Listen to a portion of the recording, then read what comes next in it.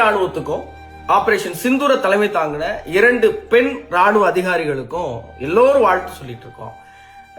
பஹல்காம் தாக்குதலுக்கு எதிராக பாகிஸ்தான்லையும் காஷ்மீர்ல இருக்கிற பாகிஸ்தான் ஆக்கிரமிப்பு பகுதியில் இருக்கிற 9 தீவிரவாத தளவாடங்களை துல்லியமா தாக்கியிருக்கோம் அப்படின்னு இந்திய அரசு ஒரு தரவு கொடுக்குது. அதே நேரத்தில் பாகிஸ்தான் அரசு இதுல பொதுமக்களும் குழந்தைகளும் இறந்திருக்காங்கன்னு சொல்லுது.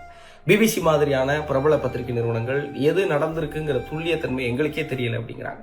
இந்த நேரத்தில் பாகிஸ்தான் நாங்கள் திருப்பி தாக்குவோம்னு சொல்றாங்க.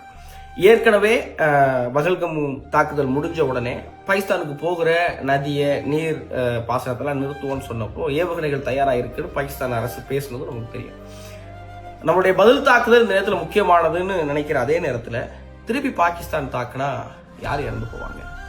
பொதுமக்கள் இறந்தாலும் சரி, ராணுவ வீரர்கள் இறந்தாலும் சரி, இன்னொரு உயிர், ஒரு இந்திய உயிர் அல்லது பாகிஸ்தான் உயிர், ஒரு அப்பாவியோ அல்லது நல்லவரோ சாகிறது மனசுக்கு ஒப்பல. இந்திய அரசும் பாகிஸ்தான் அரசும் சேர்ந்து பேசணும், அல்லது உலக நாடுகள் இதுக்கு ஒரு முடிவு எடுக்கணும். உலகம் முழுவதும் அமைதியை போதிக்கிற இந்தியா ஒரு முறை எங்களை நீங்க தாக்குனீங்கன்னா நான் திருப்பி தாக்குவோம் அப்படின்னு தங்களுடைய எதிர்ப்பை வெளிப்படுத்திடுச்சு.